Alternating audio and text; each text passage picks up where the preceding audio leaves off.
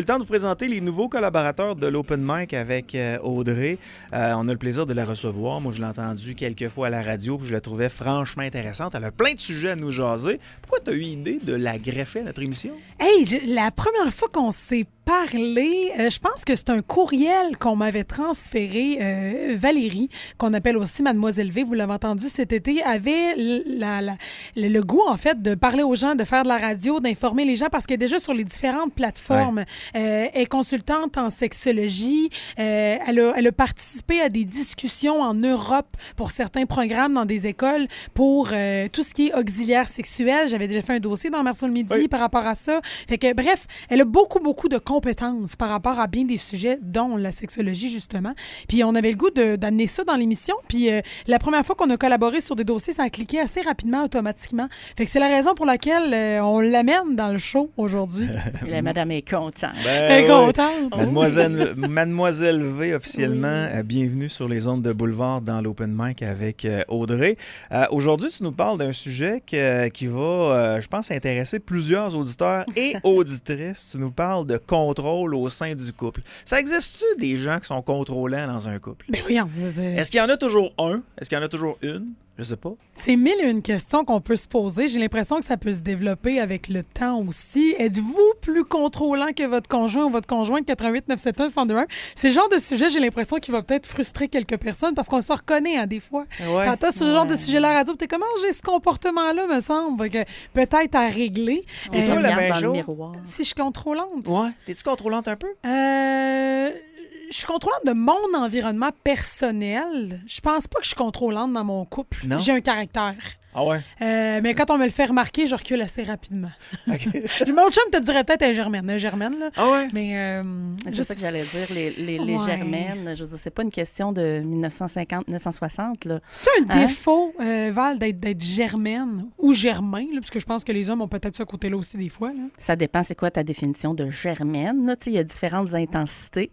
Mais tu me demandais, est-ce que c'est normal d'être contrôlant au sein du couple? C'est pas normal d'être contrôlant au sein du couple, mais c'est normal d'avoir un partage de contrôle qui n'est parfois pas 50-50. OK? C'est comme si je te dis, bon, dans un couple, il y a toujours un dominé et un dominant. Hein, ça, c'est la même chose chez les animaux. C'est la même chose. Tu connais mon amour pour les animaux et le parallèle que j'en fais. C'est la même chose pour nous. On a un dominé et un dominant, puis les couples heureux sont capables d'avoir un certain balancement entre les deux. Donc, je ne sais pas, 48-52 quelque chose qui est équitable, alors qu'il y en a d'autres, puis ça se fait souvent au fil du temps. C'est pas quelque chose qui va faire que tu vas rencontrer la personne n'est pas si contrôlante. Hein? C'est avec le temps que ça s'installe, puis la routine, puis tout ça qui fait que la personne va prendre un certain contrôle. Fait que c'est comme un débalancement entre le partage du contrôle dans le couple, si on veut. Ça, c'est une explication scientifique un peu, mais c'est vrai. C'est-à-dire que si toi, par exemple, tu délègues toujours tes dossiers à ta blonde parce qu'elle veut les avoir. Bien, c'est comme au sein de ton entreprise. Si tu délègues tous tes dossiers, il ne faudrait pas t'attendre à ce que ce soit réglé comme tu veux, par exemple. Exact. Elle va prendre le lead. Exact. Je me pose une question, Valérie. Oui. Est-ce qu'il y a... Parce que j'ai souvent entendu ça. Moi, j'ai pas de base en psychologie, là, fait que vous l'entendez souvent, d'ailleurs, que j'ai aucune base en psychologie. Mais est-ce qu'on recherche des fois notre mère ou notre père dans un couple? Absolument. Ça fait bizarre à dire, là, parce qu'on n'a pas de relation pareille avec notre conjointe. Ouais. Mais est-ce qu'on recherche notre mère ou notre père dans un couple? Absolument. Puis c'est quelque chose qu'à un moment donné, je reviendrai par là avec vous autres si ça vous tente, mais là, ce qu'on appelle le complexe d'Édipe en psychologie, qui est, si on veut, l'attachement qu'on a envers le parent du sexe opposé. Et veut pas, cet attachement-là reste tout au long de notre vie. Quand on vieillit, ça devient un peu moins évident dans notre tête. Tu sais, on le met de côté et on se dit « Ah non, je ne cherche pas ma mère, pas en tout, moi. » On ne l'assume pas, hein? C'est ça. On s'imagine notre mère dans notre tête, c'est pas très le fun, mais veut pas psychologiquement ou sans le savoir, c'est ce que tu recherches, les qualités de ta mère ou les qualités de ton père. Puis, des fois, quand on va le trouver, on s'en rend compte puis on se dit pas ça que ça me prenait finalement. Ah ouais? Mais des fois, il faut y aller, il faut aller voir. Moi, je suis allée voir. Moi, je suis allée, j'ai dit, quand je me suis séparée de mon mari, je me suis dit, let's go, on va prendre quelqu'un de totalement différent, quelqu'un qui est totalement le contraire de ce que j'avais avant, puis qui ressemble à mon père, puis finalement, ben ça n'a pas fait ça pantoute. Ben oui, mais tu sais, je veux dire, c'est pas ça qui va régler la problématique d'un couple avec le temps. Mais ça, c'est normal, j'imagine, dans le sens que, tu sais, si tu es dans un environnement sain, je parle, là, mais tu sais, moi, mon père, c'est toujours quelqu'un que j'ai admiré, inspiré. C'est un modèle dans beaucoup de ses valeurs, pour moi, de ses principes, dans ce qu'il nous a enseigné. C'est un homme qui est droit. Pour moi, il y a beaucoup de choses que je rechercherais peut-être, puis c'est bizarre du même, mais dans le père de mes enfants, je veux que ces valeurs-là se transmettent de génération en génération. Puis c'est pas parce que je veux que mon chum soit comme mon père, là. Je pense que c'est vraiment juste parce que tu as eu un bon exemple devant toi. C'est ça, mais tu as découvert des qualités chez ton père que tu aimerais avoir. Ben oui, puis c'est normal. Moi, je vois mon père, mettons, qui respecte ma mère, la belle relation qu'il a. C'est sûr, je pense que tu veux reproduire ça comme enfant. Même si ça sonne weird un peu. Là, non. C'est à plein de niveaux. Ça peut être, par exemple, il y en a qui vont avoir un père qui est hyper manuel, qui est capable de tout arranger dans la maison, puis là, il se retrouve avec un homme qui est pas capable de planter un clou ou que la tablette est à 90 degrés dans l'autre sens. C'est fâchant. Oui, c'est fâchant. C'est très fâchant. Encore plus fâchant quand tu te fait acheter un meuble de chez Ikea, que tu gosses après le meuble d'Ikea, puis là, elle essaie de t'aider, mais elle te nuit plus que d'autres choses, puis elle te dit, parce qu'elle voit que tu as de la misère, elle te dit... Tu veux-tu j'appelle mon père? Ah, exact, c'est ça j'allais dire. C'est facile. Le papa, il règle tout. C'est comme l'équivalent de donner un coup de marteau ses doigts. Là. Tu dis pas ça. Tu dis pas ça à ton chum, veux-tu j'appelle mon père? Mais c'est particulier que tu nous parles de ça, Valérie, parce que j'ai l'impression que plus je vais parler plus des filles de ce côté-là, mais plus les femmes vieillissent, plus elles savent ce qu'elles veulent. Puis quand on voit qu'elles recherchent peut-être un conjoint parce qu'elles sont prêtes à avoir peut-être un nouveau conjoint dans leur vie, elles disent souvent, je recherche un gars qui recherche pas sa mère. Oui, mais tu sais, c'est parce qu'inconsciemment, on le recherche, mais il n'y a pas un gars qui va dire « Ah oui, t'as raison, moi, je cherche ma mère » ou « Je la cherche pas ». C'est inconscient, c'est derrière. Les gars sont pas francs de même. Non. Puis en même temps, ça se tirer un peu dans le pied, là, dans le sens qu'ils veulent avoir l'impression d'avoir le contrôle sur ce qu'ils veulent, puis de leur vie, puis tout ça. Mais la réalité, c'est que c'est inconscient. C'est que quand t'es jeune, puis tu te disais, mon papa, c'est comme mon super-héros, t'es sa princesse. Il y a comme une certaine relation dans laquelle tu es consciente, mais quand tu vieillis, t'es moins consciente de ce que tu cherches chez ton partenaire qui est en lien avec ton père. Le Doc Mayo aurait dit que c'était toxique, là, mais j'ai toujours apprécié la relation. La question qui tue, Valérie. Est-ce que le syndrome du contrôle dans un couple, c'est vraiment le syndrome de la Germaine? Est-ce qu'en majorité, c'est des filles qui contrôlent le couple?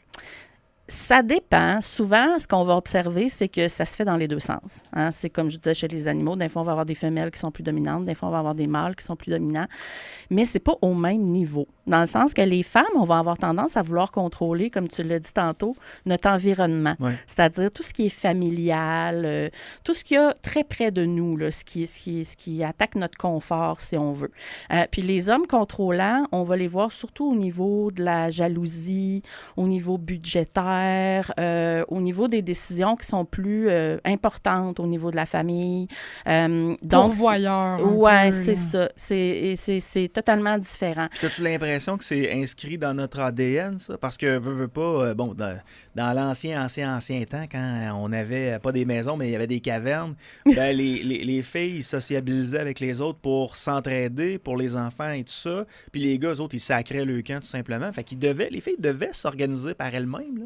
Bien, absolument. Tu sais, c'est exactement ça, un peu le malaise de la Germaine. C'est qu'en fait, l'homme et la femme ne sont peut-être pas faites à long terme pour vivre ensemble sur un quotidien qui est très, très long, tu sais.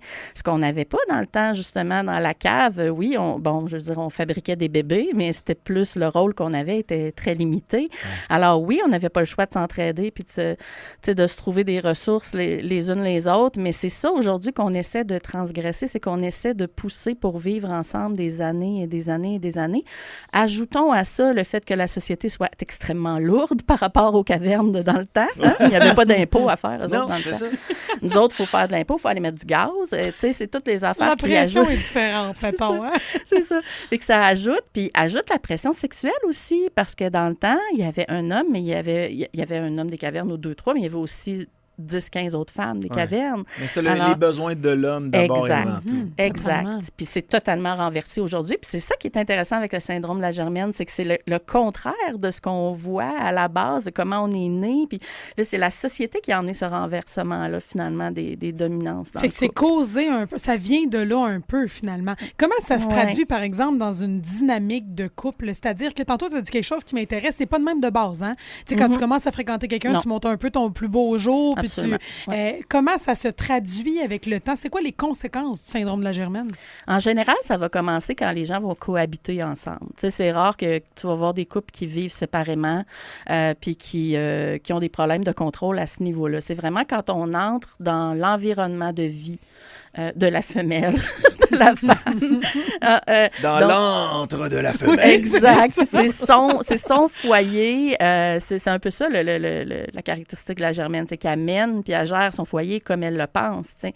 Donc, c'est un petit peu ça. Puis ce qui va arriver, c'est que la femme, pour atténuer un peu son angoisse, va prendre plus de responsabilités un petit peu ici, un petit peu là. Oh, tu fais pas le lavage comme il faut? Bon, moi, je vais le faire, le lavage. Puis au début, c'est peut-être plus facile pour l'homme de dire, elle veut le faire de ça, son lavage, qu'elle le fasse. Tu comprends? Mm-hmm. C'est pas totalement nécessaire de se battre pour chacun des points. Mais là, en laissant partir un dossier, un autre, puis un autre, on finit par perdre le contrôle puis donner tout ce contrôle-là à notre femme qui, elle, est encore plus angoissée puis encore plus stressée, puisque là, il faut qu'elle ajoute 350 millions de tâches à sa liste qu'elle avait déjà. Puis toi, ça te frustre parce que là, elle est frustrée. Fait que c'est comme un espèce de roue qui tourne dans le sens où moins tu as envie de la côtoyer, moins tu as envie de t'ostiner, plus tu laisses des dossiers, plus elle gère les dossiers, plus ça tourne. Tu comprends? Puis là, elle est empilée par-dessus tout ça, puis elle devient pas... Ouais, c'est ça. Là, ça a des impacts sur la vie familiale, la vie sexuelle. Donc, c'est quelque chose qui, malheureusement, s'installe petit à petit. Puis c'est là aussi le problème. On s'en rend compte souvent après plusieurs années en disant « Hey, boy, t'as une minute, là, je peux même pas sortir pour aller voir mes chums de gars. » En tant que gars, on est peut-être responsable de ça. Oui. Moi, j'ai toujours été en couple très longtemps. J'ai jamais eu des couples de 6 mois, 1 an. Ils m'endurent trop longtemps. Et la mère de mes enfants, j'étais avec 16 ans. Ouais. Mais elle avait des facultés d'organisatrice. Oui. Ce que moi, je n'ai pas. Moi, c'est au jour le jour. Puis quand ça va être le temps de le faire, c'est là qu'on va commencer à s'organiser. Elle était capable de tout organiser plusieurs jours et des fois plusieurs semaines. Fait que tu comprends qu'elle avait cette faculté-là que moi, je n'avais pas. Donc, je lui laissais. Oui, puis c'est des facultés qui sont très féminines, l'organisation familiale et tout ça. Puis si jamais il y avait des choses qui me tannaient par rapport à ça, je me disais, ouais, mais c'est parce que c'est moi qui ai laissé ce travail-là à faire. Puis des fois, c'était lourd pour elle. Là. Mais moi, ça pouvait peut-être être lourd pour moi parce que comme l'a dit Valérie tantôt, puis c'est tout à fait logique, des fois, on dit, ouais, c'est parce que je l'ai laissé m'organiser, mais j'aime pas de la façon dont elle m'a organisé, mais ça vient de moi. Ouais, c'est moi qui l'ai laissé m'organiser. Il y a peu assez de discussions, madame. Fait que des fois, c'était souvent dans le lâcher-prise. Tu sais, OK, ben c'est elle qui gère ça, fait que c'est pas de mon ressort. On va essayer de plus m'en sortir dans ce qu'elle m'a organisé, mettons. Ouais. Mais comment tu t'en sors? Parce que j'ai le sentiment dans tout ce qu'on se dit... Mais pour elle, ça devient lourd. Ben oui. Parce qu'elle est tout le temps obligée de t'organiser. Oui. Tu sais. Mais puis elle pense que ça devient obligatoire aussi. Mais moi, j'y faisais plaisir en les laissant m'organiser. Un petit manque de communication, on est niaiseux, hein? Non, mais c'est parce qu'on est toujours le héros de notre propre histoire, hein? Vous remarquerez. Mais moi, là, maintenant, je le vois, qu'est-ce qu'elle faisait pour moi. Oui. Parce qu'elle n'est plus là.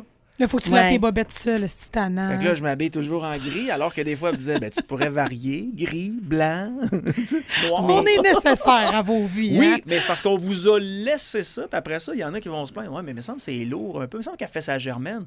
Mais c'est parce que c'est toi qui s'est laissé t'organiser, parce que tu n'étais pas capable de te ramasser, tu n'étais pas capable de faire ton lavage, tu n'étais pas capable de donner 3 repas du matin, midi et soir aux enfants. Puis l'inverse, c'est aussi vrai. Hein? Je pense qu'on peut prendre la critique là-dessus comme femme. Puis moi, je me reconnais un peu là-dedans. Puis ça me ferait parce que je lisais toute la recherche que tu nous envoyais, Val. Puis j'étais comme à tabarnouche, j'ai peut-être un peu de ça dans le fond, tu sais. Moi, je veux dire, ben oui, mais moi, je veux dire, si. Puis mon chum fait la même chose. Si je place mal le lave-vaisselle, il va le replacer derrière moi à sa façon. S'il décide qu'il fait le lavage puis qu'il met nos serviettes de face avec nos bobettes, je refais la brasser, ça m'écoeure. Fait que, tu sais, il y a comme des moments où il faut aussi, je pense, décider de lâcher prise à certains égards, non? Oui, puis Yannick disait quelque chose de très important. Tu sais, oui, tu délègues le dossier, mais dans le fond, ce qu'elle aurait voulu, ta femme, là, c'est probablement que tu la regardes puis tu dises non. Aujourd'hui, c'est moi qui va s'en occuper. OK? Dis-moi ce que tu aimerais. Ça va être moi qui va gérer le dossier. Puis là, soudainement, là t'as l'air solide. Les filles sont là, comme ça. Là, t'as l'air sexy. Là, t'as l'air du gars qui va la pogner sa tombe à terre. Là, tu sais. On a besoin d'un rock. Fait que c'est comme ça qu'on chauffe le poêle le matin. Oui, si on a de l'espoir pour le soir, on commence à chauffer le poêle le matin. Exactement, il faut prendre l'initiative. Ça va être bon, ça. On dit qu'on organise ça. Chérie, c'est moi qui mène aujourd'hui. Puis à soir, ben, ça se peut que ce soit payant. Comment tu fais pour renverser la vapeur? Mettons, parce que est-ce que ça veut dire que le couple est fini quand t'es rendu là? Non, ça dépend depuis combien d'années. Si ça fait 3 ans que tu répètes, bon, quand est-ce que tu vas changer ou quand est-ce que, tu sais, quand tu commences à être chicané quand tu rentres à la maison parce que tu as fait ta brassée de bobette avec tes linges. Ça Tu m'améliore comprends? tellement.